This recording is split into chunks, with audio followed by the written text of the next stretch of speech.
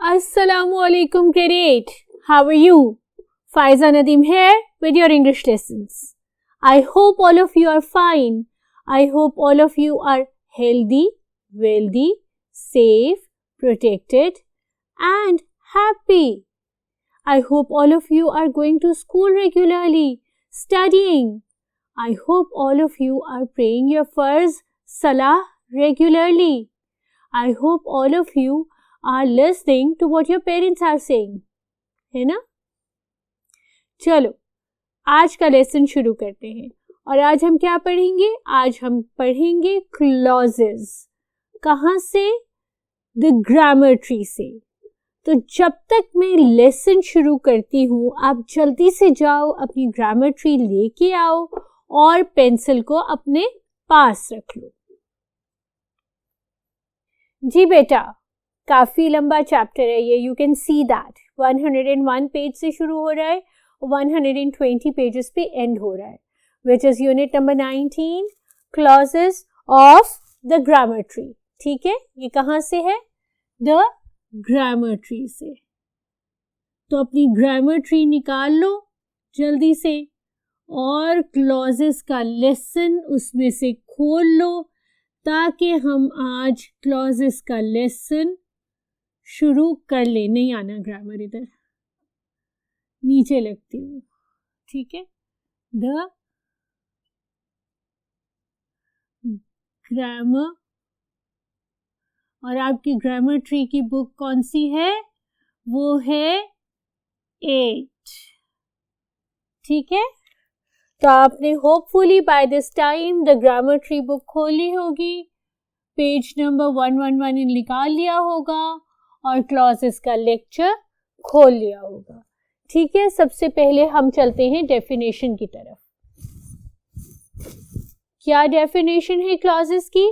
Clauses की definition ये है कि a clause is a group of words that contains a finite verb and forms a part of a sentence. ठीक है, clause वो group of word होता है जिसका एक फाइनाइट वर्ब होता है. फाइनाइट वर्ब कौन सा होता है? फाइनाइट वर्ब वो होता है जिसका एक सब्जेक्ट होता है और या ऑब्जेक्ट होता है. ठीक है, फाइनाइट वर्ब का इधर एक सब्जेक्ट होता है और ये ऑब्जेक्ट होता है. ठीक है, तो क्लॉज वो ग्रुप ऑफ वर्ड्स होते हैं जिनके अंदर इधर सब्जेक्ट होता है और ऑब्जेक्ट होता है और उनसे रिलेटेड एक फाइनाइट वर्ब होता है और वो किसी भी सेंटेंस का पार्ट बनाते हैं. ठीक है, मैंने आपको सेंटेंस वाले लेक्चर में कहा था कि सेंटेंसेस को हम क्लॉजेस भी कहते हैं, लेकिन क्लॉजेस को हम सेंटेंसेस नहीं कह सकते. ठीक है, एक कंप्लीट इंडिपेंडेंट क्लॉज जो होता है वो एक कंप्लीट सेंटेंस होता है. तो सेंटेंसेस को हम क्लॉजेस कह सकते हैं, क्लॉजेस को हम सेंटेंसेस नहीं कह सकते. क्लॉज की आपने लिटरल डेफिनेशन पढ़ ली. लिटरल डेफिनेशन ने आपको ये कहा है कि जहाँ कोई सब्जेक्ट होगा या ऑब्जेक्ट होगा और उनसे रिलेटेड फाइनाइट वर्ब होगा वो क्या होगा? क्लॉज. ठीक है, फर्दर इसको आगे बढ़ाते हैं. फर्दर इसकी डिफरेंट आइडेंटिफिकेशंस को जानते हैं. ठीक है, क्लॉजेस जो होते हैं वो डिपेंडेंट भी हो सकते हैं, इंडिपेंडेंट भी हो सकते हैं. अभी एक सेकेंड पहले मैंने आपको कहा था कि जो इंडिपेंडेंट क्लॉज होता है उसको सेंटेंस हम कह सकते हैं. ठीक है, इंडिपेंडेंट क्लॉज एक कंप्लीट सेंटेंस होता है. लेकिन जो डिपेंडेंट क्लॉजेस होते हैं उनका क्या फंडा है? उनका ये है कि इनके अंदर एक सब ऑर्डिनेट या डिपेंडेंट क्लॉज होता है जो किसी भी मेन क्लॉज के साथ लिंक किया जाता है उसकी फुल मीनिंग को एक्सप्रेस करने के लिए. व्हेन आई वाज देयर, भाई आप उधर थे तो क्या कर रहे थे? ठीक है, when it rained, so what happened after it rained. Incomplete सा इंडिपेंडेंट सेंटेंस है. ठीक है, सब्जेक्ट भी है, ऑब्जेक्ट भी है, वर्ब भी है, कुछ भी है इसमें, लेकिन ये कंप्लीट सेंस तो नहीं बना रहा, तो ये डिपेंडेंट क्लॉज है.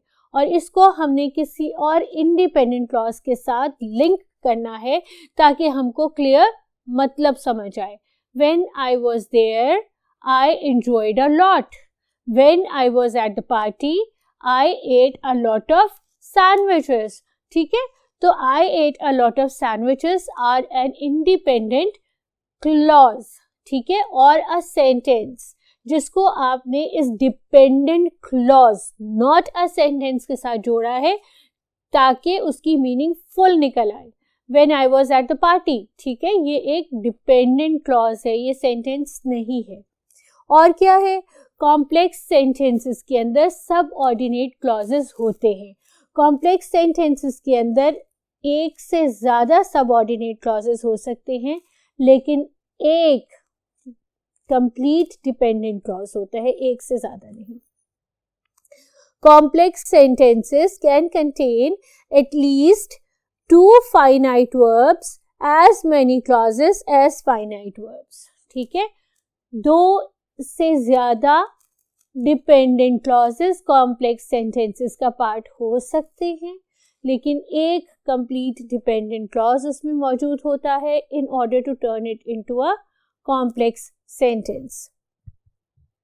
One independent verb in complex sentence. ठीक है, अब जो क्लॉजेस को सेंटेंस के साथ जोड़ रहे होते हैं उन कॉन्जंक्शंस को हम कहते हैं सब ऑर्डिनेटिंग कॉन्जंक्शंस. ठीक है, कॉम्प्लेक्स सेंटेंसेस को कंस्ट्रक्ट करने के लिए 2 तरह के पार्ट्स ऑफ स्पीच यूज किए जाते हैं, एक तो पास्ट पार्टिसिपल और एक सब ऑर्डिनेटिंग कॉन्जंक्शंस. ठीक है, 2 तरह के आप वहाँ पर कनेक्टर्स यूज कर सकते हैं, एक पास्ट पार्टिसिपल और एक सब ऑर्डिनेटिंग कॉन्जंक्शंस. क्लॉजेस को मैंने डिफाइन किया, अब हम चलते हैं काइंड्स ऑफ सब ऑर्डिनेटिंग क्लॉजेस की तरफ. काइंड्स ऑफ सब ऑर्डिनेटिंग क्लॉजेस में सबसे पहली काइंड है नाउन क्लॉज. आज हम सिर्फ नाउन क्लॉज को करेंगे. ठीक है, नेक्स्ट लेक्चर में इंशाल्लाह we will touch the adjective and afterwards the adverbial clauses. ठीक है, adjective clause, adverb clause, preposition clause and noun clause. We are dealing in this lecture with the noun clause only. Okay, noun clause की क्या definition है? Noun clause की definition ये है कि a noun clause is a group of words doing a work of a noun with a subject and a verb that can be a subject, object or object of a preposition in a sentence. ठीक है, noun clause वो group of word होते हैं जो किसी भी sentence में या subject की जगह लेते हैं या object की जगह लेते हैं या वो preposition का object बनाते हैं. Clarify करती हूँ, मत फिक्र करो. जैसे ये 2 sentences मैंने लिखे. ठीक है, Adil has informed me that our team has won the tournament. ये क्लॉज है, ये फ्रेज नहीं है. आवर टीम नहीं होगा. यहां से देखो, that our team has won the tournament, ये है एक dependent clause. That our team had won the tournament. क्या समझ आ रहा है? कुछ नहीं समझ आ रहा ना कि हमारी टीम ने टूर्नामेंट जीता था. अरे भाई आगे अदील ने मुझे बताया. ठीक है, Adil has informed me is a complete sentence. It's a complete independent clause. And that our team has won the tournament is a complete dependent clause. ठीक है, तो ये इस dependent clause को हमने subordinating conjunction के साथ इस independent clause के साथ join कर दिया. ये क्या बना? ये आपका object बना. ठीक है, ये आपका noun clause जो है वो ऑब्जेक्ट है, सेंटेंस का, वर्ब का, इस फाइनाइट वर्ब का ऑब्जेक्ट है. ठीक है, आगे क्या है? That dolphins are extremely intelligent is a well known fact. ये कि डॉल्फिन्स बहुत इंटेलिजेंट क्रीचर्स है. आगे is a well known fact, एक बहुत ही मशहूर या एक बहुत ही कॉमन नॉलेज है. ठीक है, तो ये कि डॉल्फिन्स बहुत इंटेलिजेंट है. अरे भाई सेंटेंस तो कंप्लीट करो. ठीक है, तो ये सेंटेंस जब हमने इनकम्प्लीट किया तो ये डॉल्फिन्स आर एक्सट्रीमली इंटेलिजेंट, ये आपका एक इनकम्प्लीट डिपेंडेंट क्लॉज है जो it is a well known fact को कॉम्प्लीमेंट कर रहा है, उसको कंप्लीट कर रहा है, सेंटेंस की सेंस को बना रहा है, तो this is the subject of this verb. ठीक है, that dolphins are extremely intelligent is a well known fact. ये यहाँ का सब्जेक्ट है, सब्जेक्ट है डॉल्फिन्स, तो इसलिए ये सब्जेक्ट ऑफ द सेंटेंस है. यहाँ पे ऑब्जेक्ट ऑफ द सेंटेंस था. ठीक है, तो ये भी आपका नाउन क्लॉज है, ये भी आपका नाउन क्लॉज है, लेकिन एक जगह वो ऑब्जेक्ट है, एक जगह वो सब्जेक्ट है. अब अगर आप अपना पेज नंबर 112 देखेंगे तो उस पेज के ऊपर एक बड़ा सारा चार्ट दिया हुआ है. मैं आपको सिंपल लेमैन की इंग्लिश में उस चार्ट को समझाती हूँ. ठीक है, वेट मैं इसलिए कर रही थी ताकि आप फटाफट बुक खोल लें, पेंसिल्स पकड़ लें और एक नजर दोहरा लें. ठीक है, Who will be selected for the post is not certain. ठीक है, इसमें verb का subject जो है वो आपका noun है. Select, कौन होगा select. ठीक है, ये इस verb का ये noun है, ये इसका subject है. तो who will be, जो कोई भी इस post के लिए select होगा वो confirm नहीं है, is not certain. ये सब्जेक्ट ऑफ द वर्ब है. ठीक है, I forgot what you have told me. क्या भूला मैं, जो तुमने मुझे बताया था. तो ये क्या हो गया, ऑब्जेक्ट ऑफ द वर्ड. भूला तो मैं हूं, सब्जेक्ट तो मैं हूं, क्या भूला हूं, जो आपने मुझे बताया था. तो ये हो गया object of the verb. Learning that I was ill he came to visit me. Learning क्या है, पार्टिसिपल. ठीक है, ये पार्टिसिपल है, पास्ट पार्टिसिपल है, जिसके थ्रू हमने इस सेंटेंस को इन दो इंडिपेंडेंट और डिपेंडेंट क्लॉजेस को ज्वाइन किया है by the uses of this past participle. तो ये आपका I was ill learning past participle का ऑब्जेक्ट है, इसीलिए ये यहाँ पर noun clause object of the participle है. राइट, पार्टिसिपल्स क्या होते हैं, पार्टिसिपल्स बेटा या रूट वर्ब के साथ आईएनजी लगा देते हैं या रूट वर्ब के साथ ईडी लगा देते हैं, तो वो उनके पार्टिसिपल्स में कन्वर्ट हो जाते हैं. फर्दर इस टॉपिक को एक्सप्लेन करूंगी एक अलहदा से पार्टिसिपल का लेक्चर आप लोगों के लिए प्रिपेयर करके. फिलहाल आपने ये याद रखना है कि जिस रूट वर्ब के साथ आईएनजी लगा होगा डेफिनेटली वो कंटिन्यूअस टेंस होगी, लेकिन यहाँ पर ये एज ए नाउन यूज हो रहा है, इसलिए ये यहाँ पर एज पार्टिसिपल यूज हुआ है. अब इससे इतना जानो कि रूट वर्ब के साथ आईएनजी है तो ये पार्टिसिपल है. Will move on to the fourth sentence. He came to tell me that the school was closed. ठीक है, अब इसमें क्या है कि infinitive. Tell me what? He came to tell me, क्या? ठीक है, ये infinitive है, हमें क्लियर नहीं पता कि क्या tell me है, तो इसीलिए what information that we are getting is the object of the infinitive verb, that the schools were closed. They somehow live on what they earn. ये क्या है बेटा, ये आपकी preposition का ऑब्जेक्ट है. They somehow live on, कब बड़ी मुश्किलों से वो जीते हैं, किस पर, जो वो अर्न करते हैं उस पर. ठीक है, preposition है on और उसके आगे चूंकि नाउन क्लॉज है तो ये preposition का नाउन क्लॉज है. Next is life is what we make it. ठीक है, इंट्रांजिटिव सेंटेंसेस कौन से होते हैं? इंट्रांजिटिव सेंटेंसेस वो होते हैं जिनके अंदर कोई ऑब्जेक्ट नहीं होता. जिंदगी वो है जो हम उसको बनाते हैं. ठीक है, इसमें कोई ऑब्जेक्ट नहीं है, हमें नहीं पता कि हम जिंदगी को कैसे बनाते हैं, किस तरह बनाते हैं और क्यों बनाते हैं. तो ये एक इंट्रांजिटिव सेंटेंस है, इंट्रांजिटिव वर्ब है. ठीक है, और इसीलिए what we make it is the complement of intransitive और इनकम्प्लीट प्रेडिक्शंस. हमें नहीं पता what, we are not specifying anything, we are just generalising a comment. ठीक है, तो ये आपका कॉम्प्लीमेंट है इंट्रांजिटिव वर्ब का. The news that a plane had crashed came as a shock. ये plane है.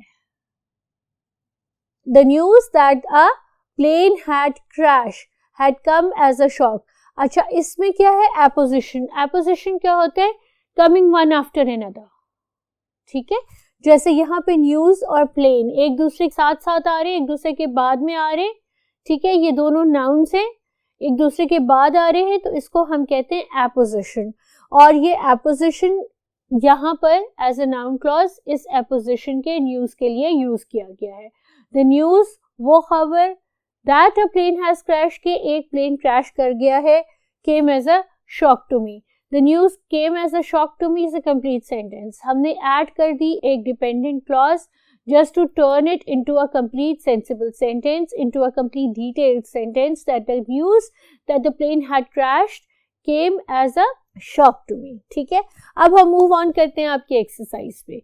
इस एक्सरसाइज में अगर आप देखें तो आपको उन्होंने बताया हुआ है कि आपने किस तरह से सेंटेंस शुरू करना है और इस सेंटेंस में आपने नाउन क्लॉज को किस तरह यूज करना है, चाहे वो ऑब्जेक्ट ऑफ द वर्ब हो, चाहे वो सब्जेक्ट ऑफ द वर्ब हो, चाहे वो ऑब्जेक्ट ऑफ द प्रेपोजिशन हो.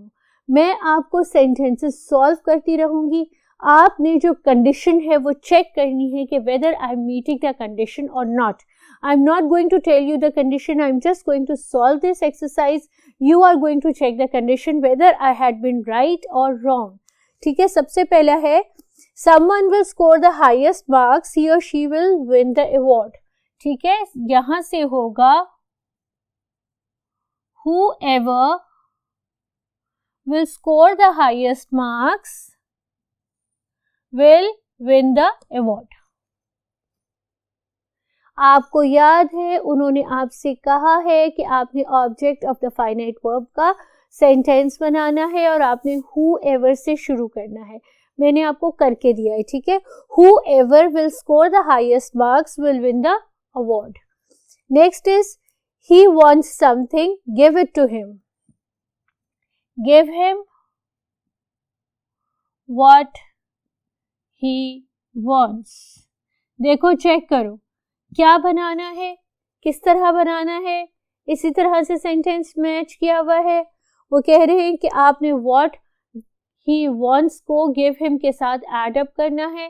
You have to construct a sentence, give him what he wants. ठीक है, what he wants is the object. ठीक है, over here it's used as an object.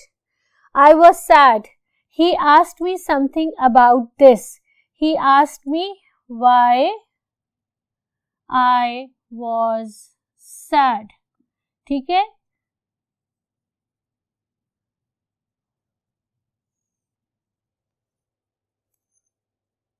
समझ आ रहा है? चेक कर रहे हो? I am moving on to the next sentence. I know she likes new fashion, so I sent her an invitation to the fashion show. इधर इन्होंने आपसे कहा कि आपने नोइंग से शुरू करना है. ठीक है, knowing she likes new fashion, I sent her an invitation to the fashion show. ठीक है, उन्होंने आपसे कहा था कि पार्टिसिपल नोइंग के साथ आपने शुरू करना है, ऑब्जेक्ट ऑफ द पार्टिसिपल बनाना है, तो वो हमने बना लिया. Let's move on to sentence number 5. यहां पे भी आपने पार्टिसिपल यूज करना है. ठीक है, I told him the secret, I believed he would not betray me. ठीक है, यहां से शुरू करेंगे. Believing he would not betray me, I told him the secret. ठीक है, believing he would not betray me, I told him the secret. ये भी आपने participle से शुरू किया. ठीक है, he wrote me a letter, he hoped he would visit Karachi soon. He wrote me to tell me that he hoped he would visit Karachi soon, right? My sister phoned to tell me something. She said our mother was ill. My sister phoned to inform me that our mother was very ill. Your health depends on something important. You must take care of your health. Your health depends on how you take care of it. Okay? You have made a suggestion. No one will agree with it. No one will agree to your suggestion. Something happened at the party. It surprised everyone. Okay? Something happened at the party. It surprised everyone is the first sentence. The answer is given on your book. Alright, and it is whatever happened at the party surprised everyone. Right? You have seen it in the book. So, quick recapitulation of today's lesson. What did we do? We did Unit 19 of the grammar tree, clauses. We learned what clauses are. We learned about the coordinating conjunctions. We learned about the coordinating clauses. We learned about the complex sentences, and in the specific type of clauses, we did the noun clause. And we did the exercise that was related to the noun clause. इसको revise करो, exercise solve करो, अच्छी तरह से समझ के दोबारा solve करो, जब तक कि मैं आपसे इजाज़त ले रही हूँ, और इंशाल्लाह we'll meet again in the next lecture with adjectival clause. By that time, it's sayonara from Faiza Nadeem.